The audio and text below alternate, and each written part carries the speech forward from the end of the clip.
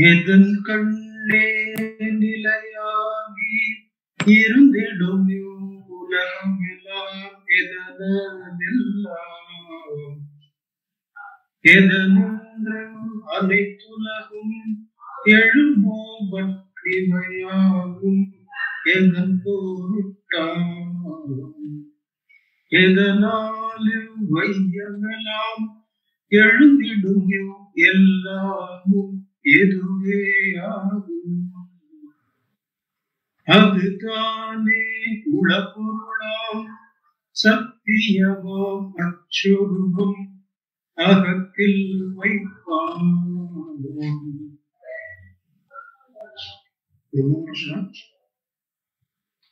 This extraordinary grace of God, which alone can make one like me eligible to utter his teachings. We begin today's interaction. Now that we have got into the storytelling mode and approaching the Ulladhanarpada Anubandham through stories of Yoga Vasishtam, which we saw in the last week.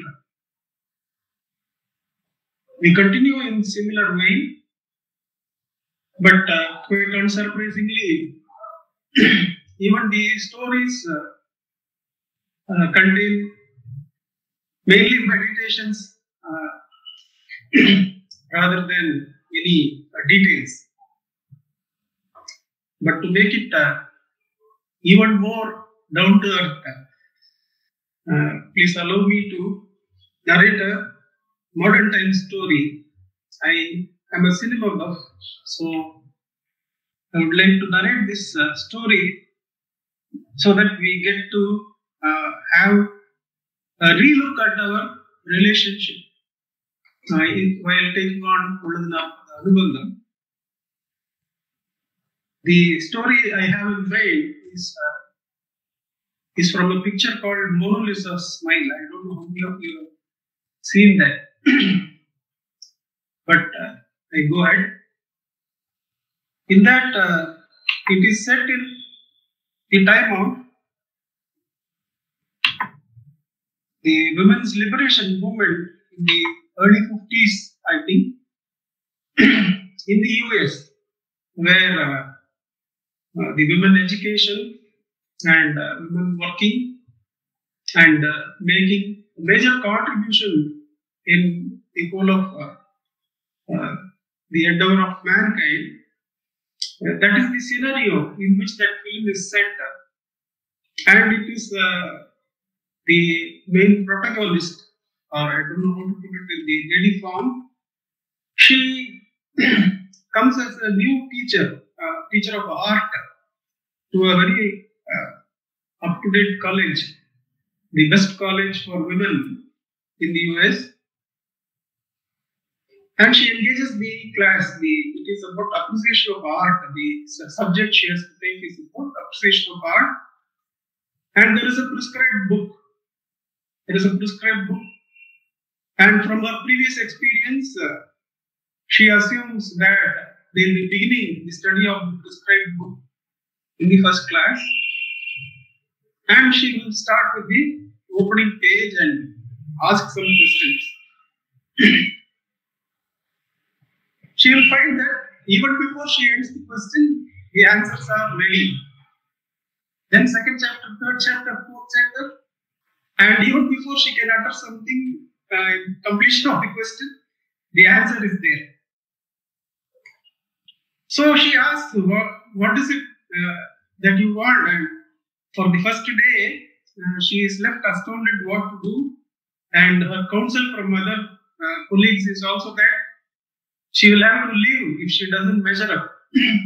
And that's from where she starts bringing up, just like anything, some paperwork done by a child, or the work that has been photographed on the streets.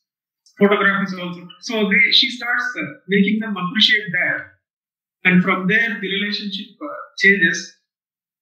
And during the course of the story, one other friend of hers brings her up to date on what is not right with her approach. That even then, in one paragraph or one small phrase, he covers that. He says that you are trying to teach or show or share what you know.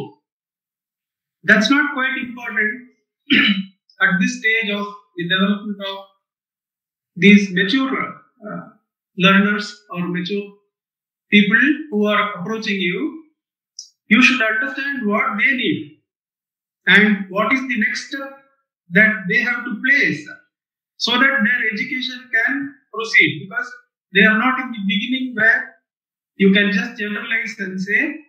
So you will have to ask them what is the next step that you can be of support to them. That is one situation which brings to light something that we can think about in how we approach that is one thing. Another interesting point that remained with me from that story is that the teacher will be a very aggressive feminist who will be feeling that every lady in her class who are all very good, they should go for highest capability in education, lawyers, this and all that, and have a career of their own. But one of her best students will enlighten her as to another perspective. She would have become a homemaker, and when this lady teacher goes and approaches her with the invitation from Princeton for a law course, she will tell, why don't you think that homemaking is also a very important task? Why do you leave this out of this scope? That what is the present situation? Can we look at it in an enlightened way rather than the development alone? Development, of course, is respected. What we are going to look at in Ulladu Narpadu Anubandham is the macro view.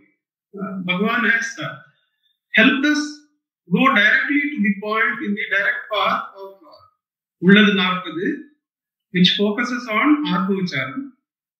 And Ulladu Narpadu Anubandham, along with Atma-Vicharam, since it's drawn from various scriptures, it will open up our discussions to see what a blessing it is to focus on Atma-Vicharam. How much Bhagavan has saved for us, how much investigations he has covered by making us focus on the who am I. So as we proceed into these shlokas, which are derived from various scriptures and which cover various points of view, you can help me out in certain perspectives which we can look at those shlokas from. I will of course be telling my perspective, which will always be only one way of looking at it, which has helped me. We can join and look at it from other ways also. Now we go into the verse per se. The invocatory verse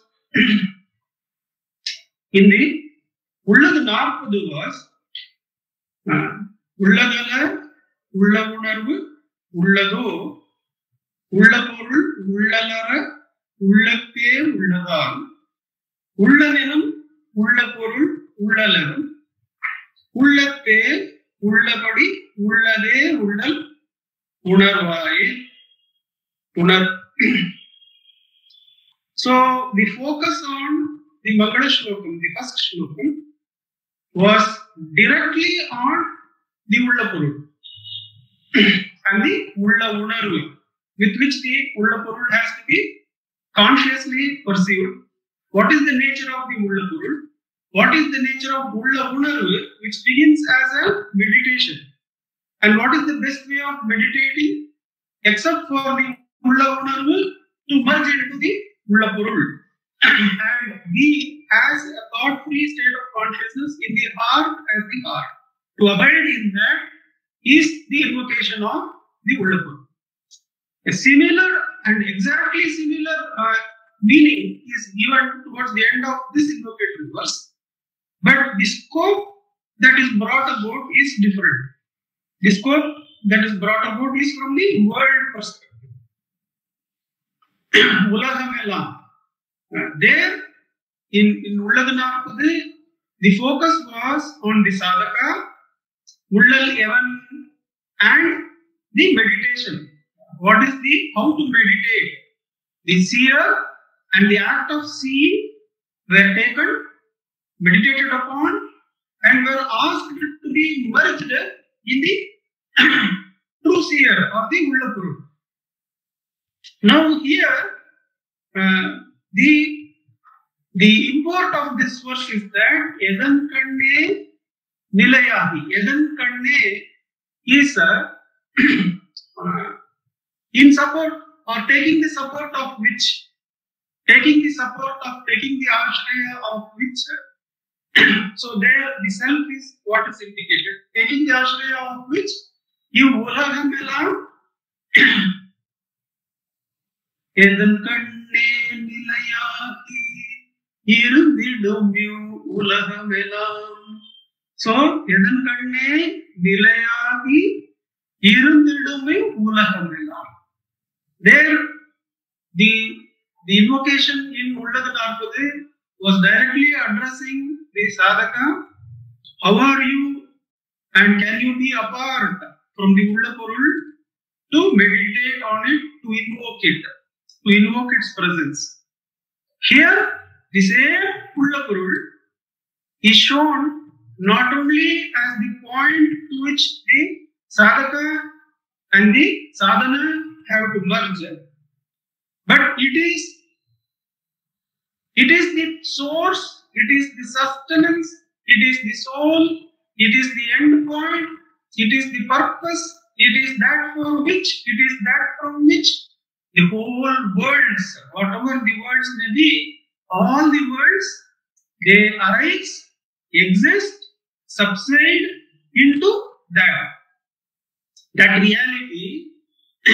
Edan Kanne Nilayahi Irundidumu Ulagamelam Edanadellam Edanindru Anekulahum Elumu, from which do all these words, not the sadhaka and the sadhana alone, but all the words. So when we do Atma Vicharam, we are now given the perspective by Ullaganapadu Anuruddham with the shlokas from Yoga Vasishtam, that when we are doing Atma Vicharam, we are not merely going to the source from which Nandakumar arises, or X arises, or the Y arises. We are going to that source from which all the universes, they have their source, their sustenance, and their goal. Now, this has been translated by both Professor K. Swaminathan sir and by Sadhu Om Swamigal. I will quickly read through the meaning. I would like you to go through the meaning so that I can get into the Yoga Vasishtam stories itself for a short time before we sit for meditation. The meaning given by Professor K. Swaminathan, who usually does this, that he doesn't go for word by word, but he captures the meaning beautifully. Professor K. Swaminathan translates this verse as that Ullapurul, which is the support, the soul, the source, the purpose, and the power of all this world. The reality behind all this appearance, that indeed exists, that reality alone exists.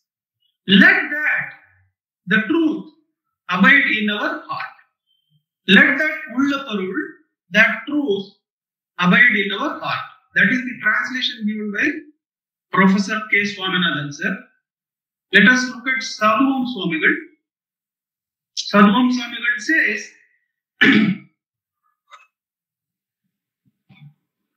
that in which all these worlds seem to exist steadily.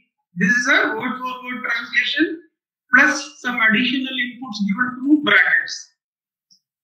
That in which all these worlds seem to exist steadily, that of which these worlds are a possession, that from which all these worlds rise, that for which all these worlds exist, that by which all these worlds come into existence, and that which indeed is all this.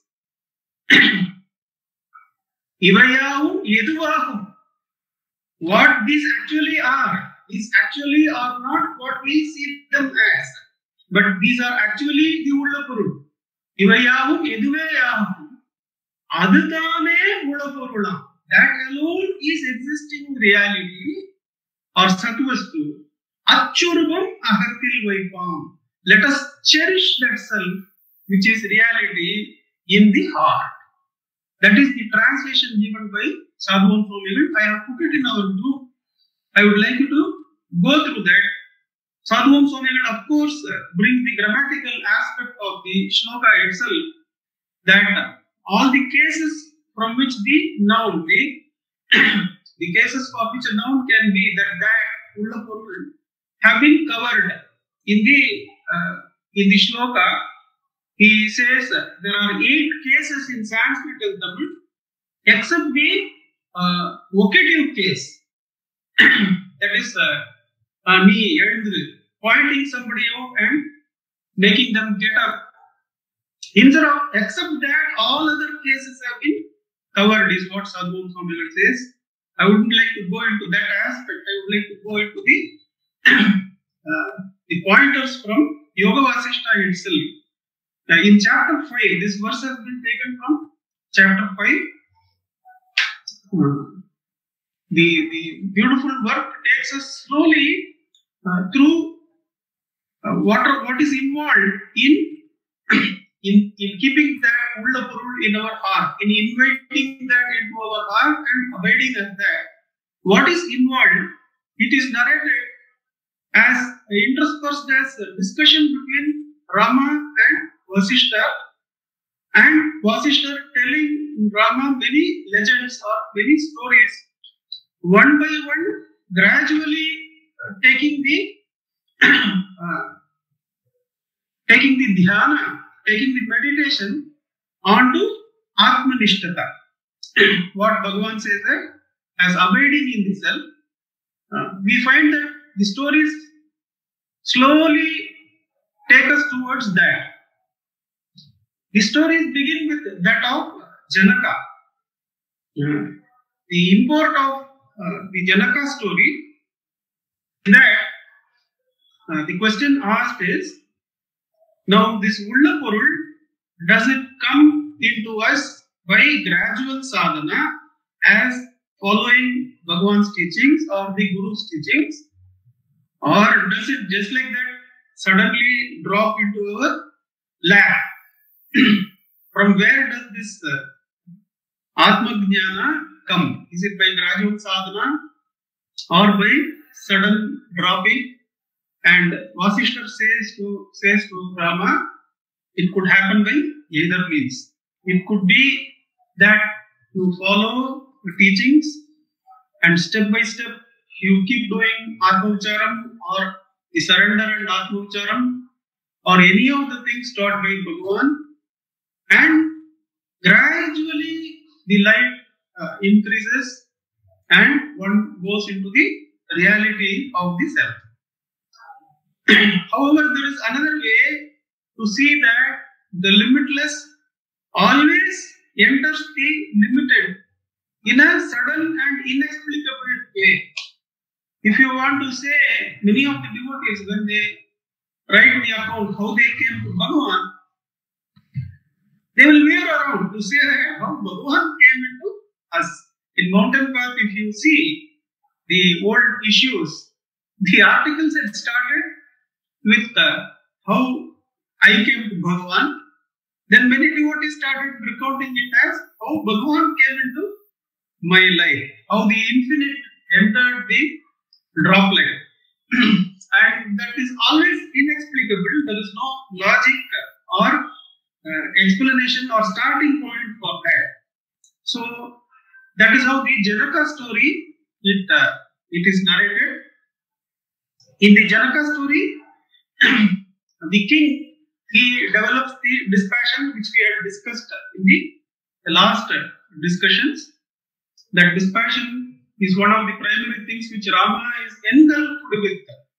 And from dispassion arises vichara, which makes him completely rooted. That day's work starts and the person who is in charge comes and calls him for work.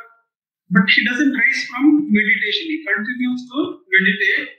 And that happens after he, just like that, comes across the discussion between some siddhas.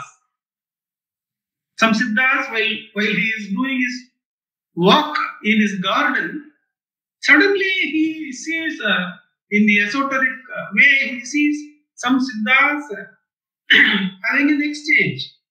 They are having an exchange. One of them says, oh, the Atma Jnana is nothing but the co-mingling of the seer and the seen, where all the concepts and all the definitions are dropped. Now, that itself was a meditation I had practiced for some time from another teacher. And by going through this verse, I understood he has adopted that from this, because the source from which he arises, the Theosophical Society, they are the ones who were very much interested in translating Yoga Vasishtam into English. And that particular version of Laghu Yoga Vasishtam, which I am having downloaded from the net, that has been translated by one deeply seated in the Theosophical work. And they see Yoga Vasishtam as a great mystical work, which is necessary for us to elevate ourselves to the self-knowledge. So, the discussion between the Siddha, the first discussion is, how can I perceive the tree without thought intervening? Without thought intervening. So from a simple act of a walk in the park, that can be made into the Atma Jnana. How? Just start dropping the concepts. Start dropping the thoughts as you are walking. Just start dropping the thoughts as you are perceiving the tree. Just start dropping whatever is conceptual, whatever is thought. Then there is a commingling, this division between the seer and the seen, which is apparently there, created by thought. It just dissolves. Now, how does Bhagavan cover this? Bhagavan goes to the root. He says the root of the division between the seer and the seen is the rising of the I thought. So, if the I thought is dissolved, automatically there is commingling of the seer and the seen. Now, that's such a beautiful, and a gentleman has spent his entire lifetime in trying to teach us how to see the tree without the division between the seer and the seen. Now, Bhagavan gives us that gift just like that. Now, take this. If you remove the I, if you remove the ego, the first raising on which all other raisings are dependent, automatically this apparent division between the seer and the seen vanishes. Then another Siddha tells Atma Jnana, no, Atma Jnana is like this, that all the vasanas should be erased, that all the objects should be removed. Then the Atma Jnana shines. Then another Siddha tells Atma Jnana in another way. And all this, Janaka is listening. He is listening and is astounded. What am I focusing on? I am focusing on how to capture another territory which is going to be plucked away from my hands in no time. And I am trying to beautify things which are going to be taken away from me in no time. Whereas this precious jewel of Atma Jnana is waiting within me. And one of them says, one of the Siddhas says, to search for God on the outside, leaving the Atma inside, is like having the Kaustubha jewel in hand and picking up the shell in the seaside, which is just an appearance, which is nothing more than, what to say, a seashell. That these are the discussions that the Siddhas are having, and Janaka suddenly comes upon that. It's like who am I coming into your life? No, from what we have done to deserve that, there is no rhyme or reason that such a beautiful Kaustuba gem, such a Brahmastram can come and fall into our lap, asking us, pick me up, hold me, cherish me, and take whatever I can give and be in that eternal bliss of Atmajnana. That is what Janaka gets, and Rama is told Vasishtha, it could happen like that. Now you can perceive it either way. You can perceive it that your sadhana has gradually built up, or you can perceive that it has suddenly, the infinite has suddenly entered inexplicably without cause or effect into the droplet. That is the Janaka story, more or less. I am not going into the detailed meditations. And then how difficult it is. Now I go back a few years in our the center from Rajarajeshwari Nagar. We had all gone there. Usually once a year we would be, our team from Ramana Maharshi Center would be invited there, and they are in one sense an outreach, because Chandrasekhar sir, who runs that, is very, very closely associated with Akka in whatever he does. And once in a year we go there as a team, and a senior monk was invited to give the presidential address along with our presentations there. And we had begun, our team had begun interestingly with the verse, with the shlokam, Atmajnana Yenito Sulabha Yen Saranam. Aye Ati Sulabham. It is Bhagwan's work, which is translated into Kannada. Not exactly so, but it's almost adhering to the meaning. And the verse goes like this: Aye Ati Sulabham, Atma Vidya Aye Ati Sulabham. So it goes in Kannada. Atmajnana Yenito Sulabha Yenu Saranam. So he listened to this, the senior monk listened to our singing that, and then he was to give the presidential address. For 10 minutes he has covered how difficult Atmajnana is, that what all as a monk he has undergone, what all as sannyasis they have to undergo before Atmajnana is taught to them, before self-inquiry is taught to them. He had shared with us, and my friend and I, we were sitting and listening to that, the sharing of the senior monk, and we were wondering what a gift Bhagavan has given us, what a beautiful gift Bhagavan has given us, and how thankful and how with Shraddha we should adopt it and practice it. The Kaustuba jewel has been given to us, and that is the discussion in the second story, the Punya and Pavana story of Yoga Vasishtha, that how difficult it is to get the Atmajnana, how many births we have to take. And the story is there in talks also. Bhagavan uses that story for a slightly different purpose apparently. But the import of the story, the content of the moral of the story is how much we should value what Bhagavan has, just like that, like that he has given. But how precious it is, how many janmas, how many births, how many experiences we would have undergone before being eligible to come upon this.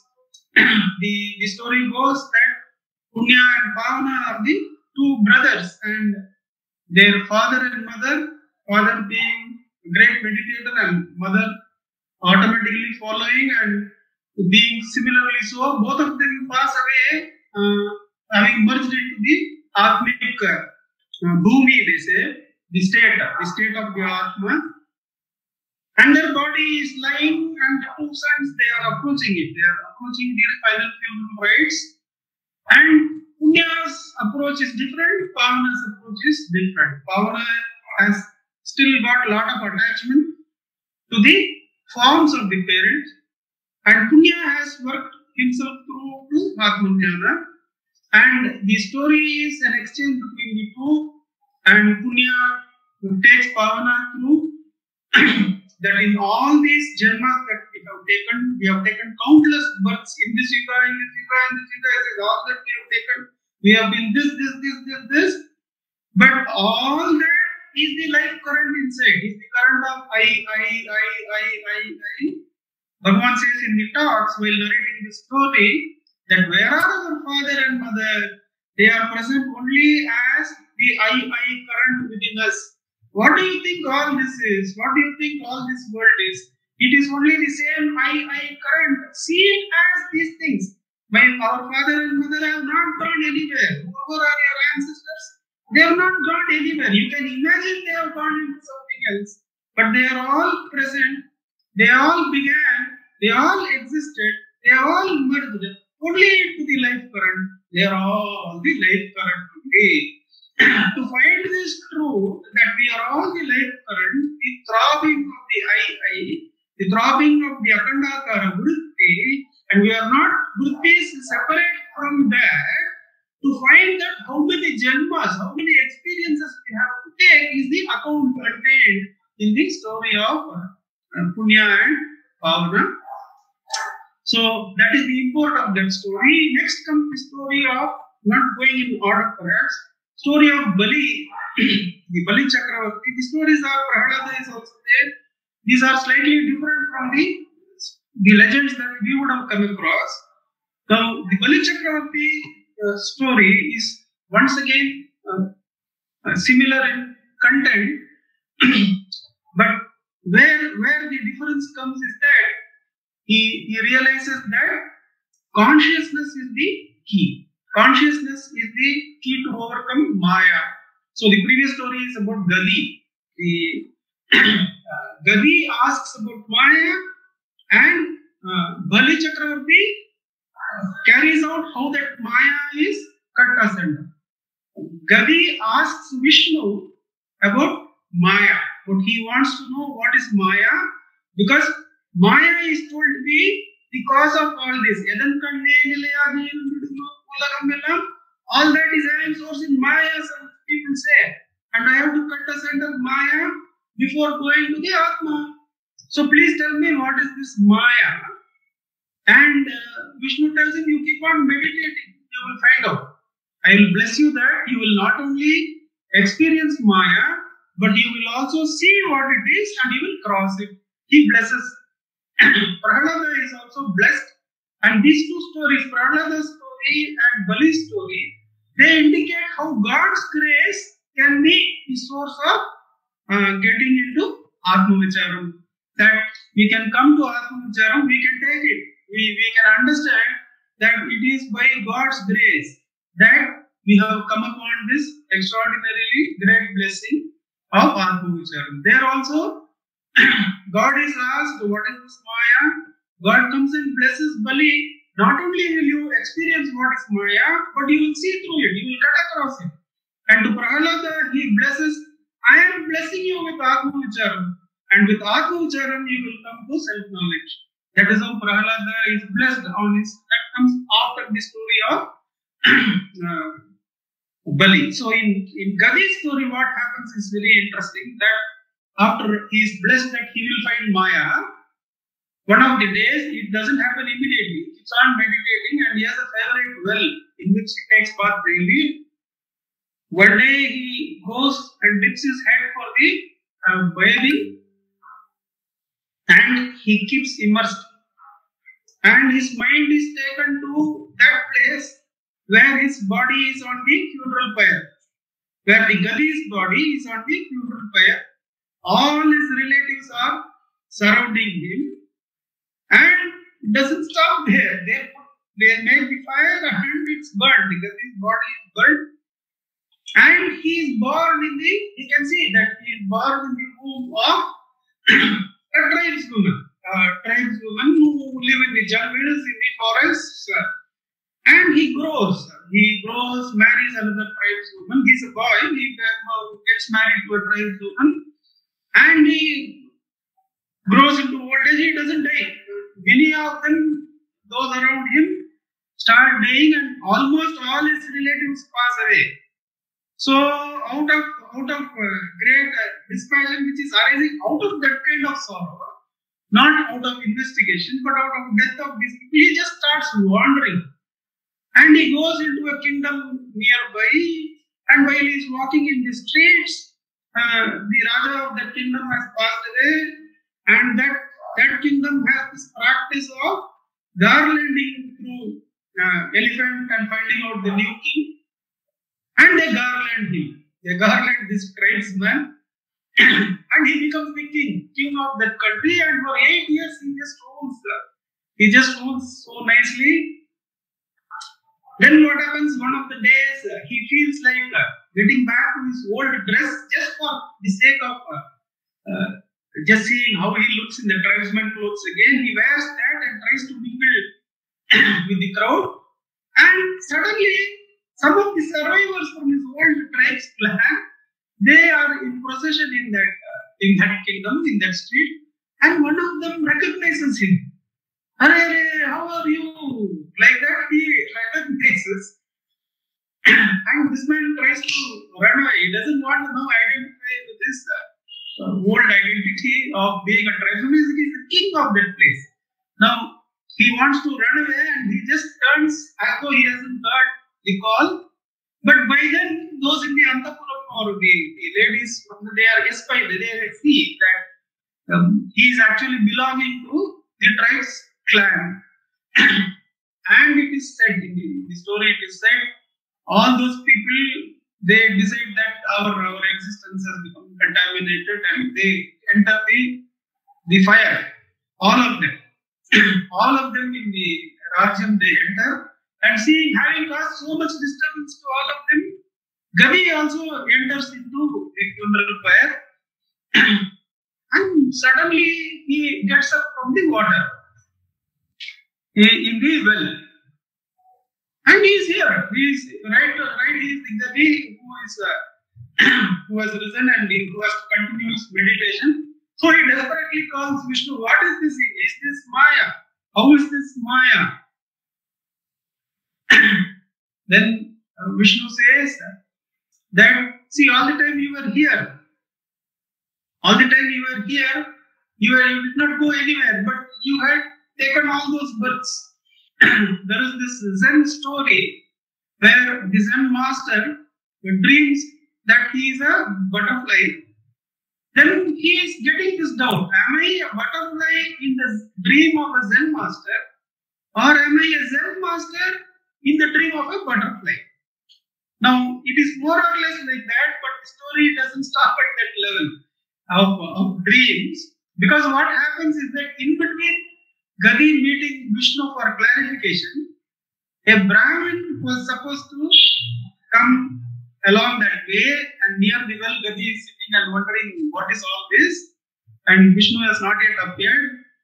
And that Brahmin says, I have passed through this Gandhamaradana, some place where these entire events have happened, where the entire state has entered the funeral pyre, having been polluted or whatever they think in those days. And the Brahmin is looking very forlorn, and he is in Upavasa, obviously. And Gadi asks, why are you looking so tired? He says, no, I am coming across this town, and they all entered the funeral pyre for pollution. And I didn't feel like eating today because of that. I wanted to do Upavasa. What? It has happened there. Then he says, let me go and check. And he goes to those places. He sees that the tribesman place is also there, and they account that such a person was there. And the country where this happened, the kingdom went through all this, is there. So that is where the story is different from the story of the Zen master. But then he comes back to this place near the well, and Vishnu comes to his aid and clarifies that in some people who are meditative, the reality can manifest as subtle or both subtle and gross. So that is how the transmigration is happening. That the reality not only remains as a subtle reality, in some meditators, some portions of their meditation become gross also. That is why your meditations there were simultaneously gross also, but the gross and the subtle are only the mind, are only the Maya. Mind is the source of the Maya. If you see, nothing has happened to me in all this time, nothing has happened to I in all this time. It is that same I which is permeating everybody. Then you will cut across Maya. Maya will not come in your way. Thus ends the story of Bali. The story of Bali is a meditative one. It doesn't involve any events and interactions. The meditation is that he wants to know what is all this? Who am I? What is all this trouble I am getting into? And he calls his Shukracharya, his guide and mentor, and he gives a very short input only. But the meditation of Bali is very interesting. The meditation of Bali goes like this. From here you will find more meditations rather than events. Bali meditates like this. Oh, what Shukra is saying, what my mentor is saying is absolutely true. Now, without consciousness, can there be Mount Meru? Can there be that mountain? That mountain exists because there is some entity that is conscious of it.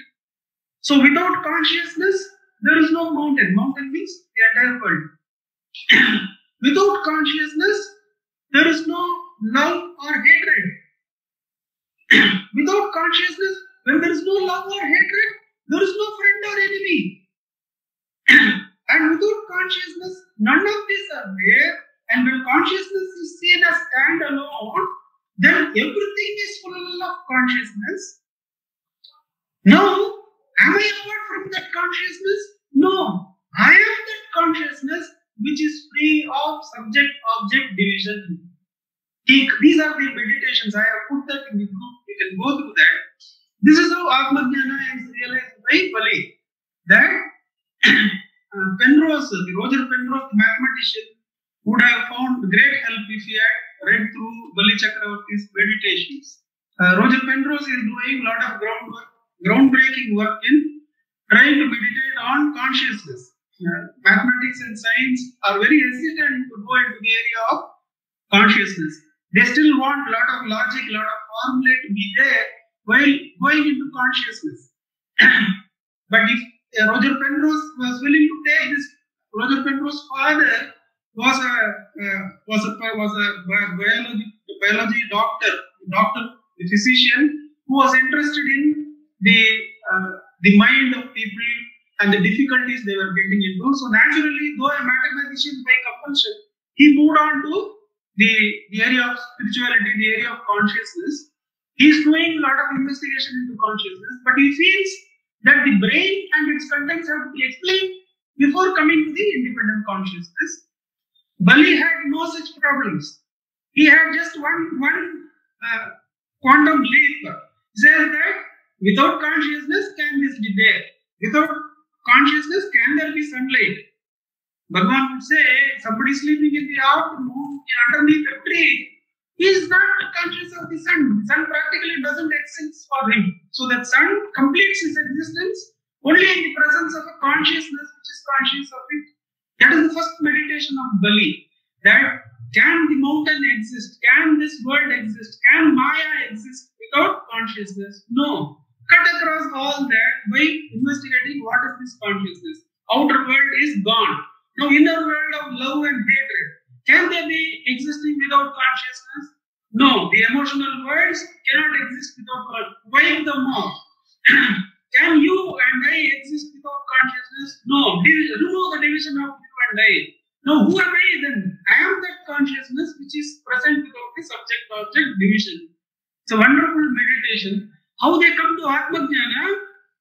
By removing the anatma, which is actually the first approach in the first question of Shiv Prakash Pillai Wall to Bhagavan. That I am not this, I am not this, I am not this is done. That is more or less the content of the stories. With your permission, I would like to go and take it up in the coming week also, the Advocate Reverse. And then we move at the pace Bhagavan allows us. Atmajnana will say.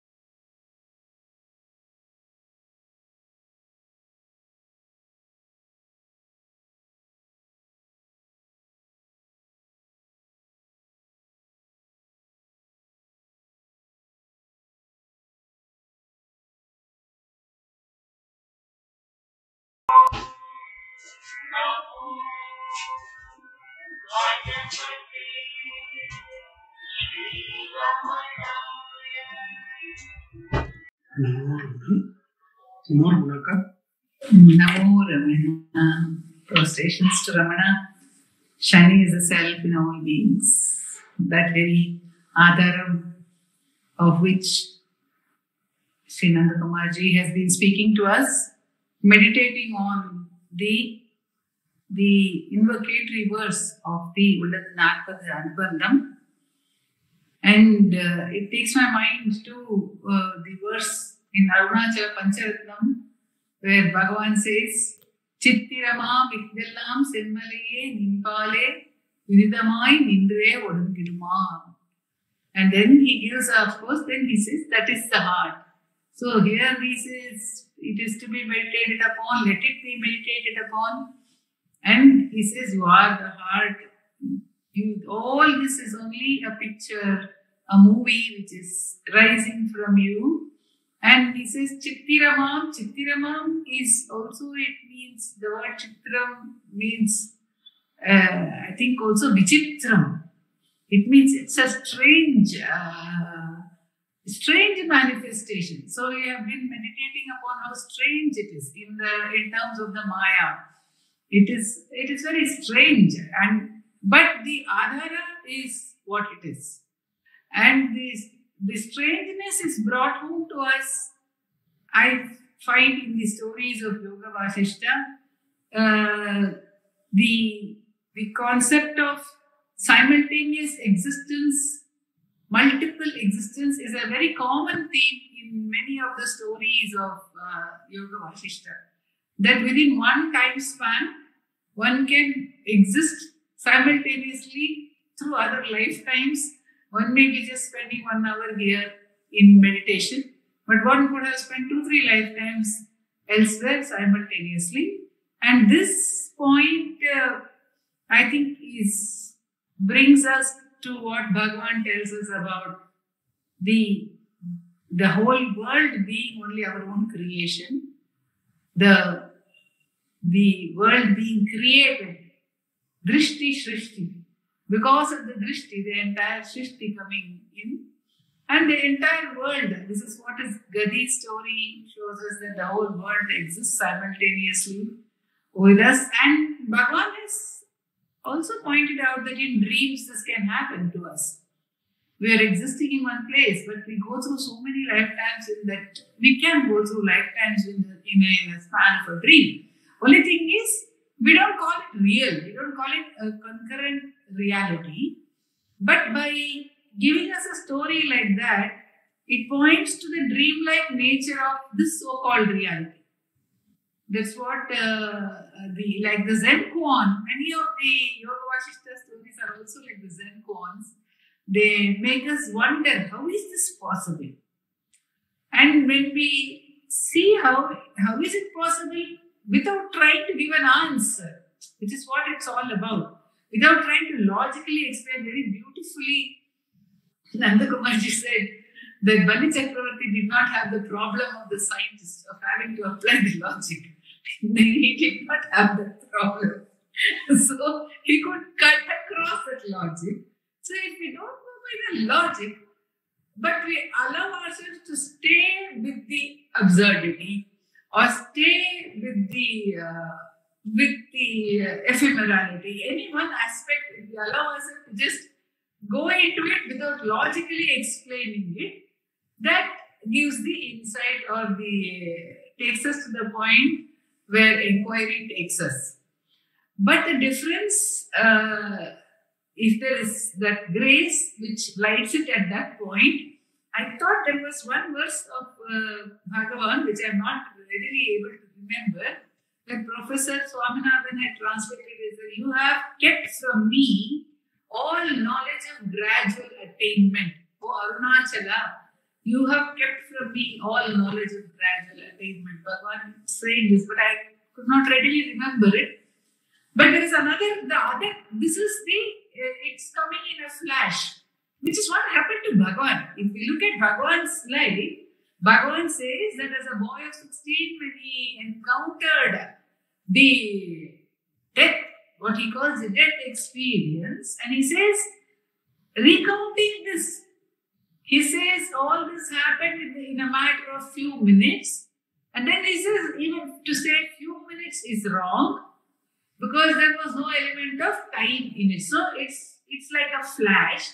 And Bhagavan says, when asked whether jnana is instantaneous or gradual, Bhagavan would never countenance anything gradual because he does not countenance time.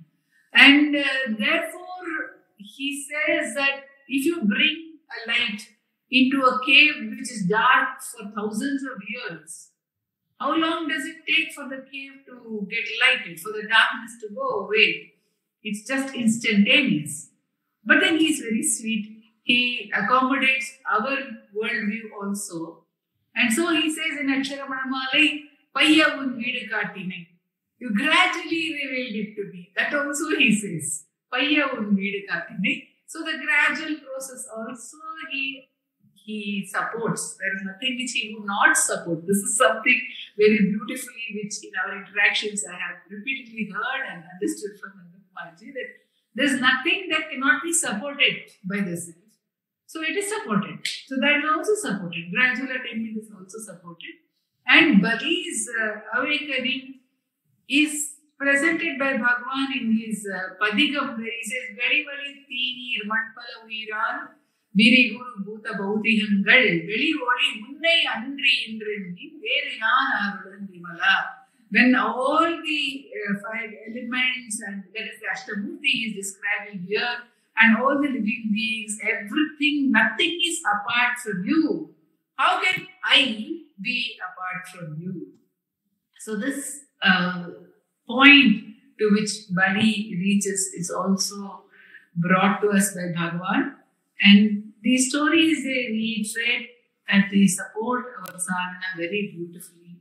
And these are all questions which come to us off and on. But again, as we have often meditated in our interactions and our satsangs, these meditations might give us at that moment absolute even sinking into the soul. Bhagavan says can happen due to various reasons, even sometimes due to intense sorrow, intense anger, etc. He says in Ramana Gita, you can get the Atmanubhava. But for it to become steady, and Sahaja is what Bhagavan is talking about to us. And that, unless it has the basis of, it has to be Atmanishtha. That's what Bhagavan says. It cannot be just a glimpse. It has to become Atmanishtha. It has to become Sahaja. And self-inquiry is the, just as the self is the basis of all the words, the self-inquiry is the basis from which all these sadhanas, all other inquiries spring, I would say. The same metaphor can be used for self-inquiry, from which all these sadhanas spring, in which all these sadhanas are sustained, and into which all these sadhanas subside. And that great boon is being given to us by Bhagavan on a platter with so much of love. And what can we say about it? Om Namo Bhagavate Shri Ramanaya. Namo Namo Ramana.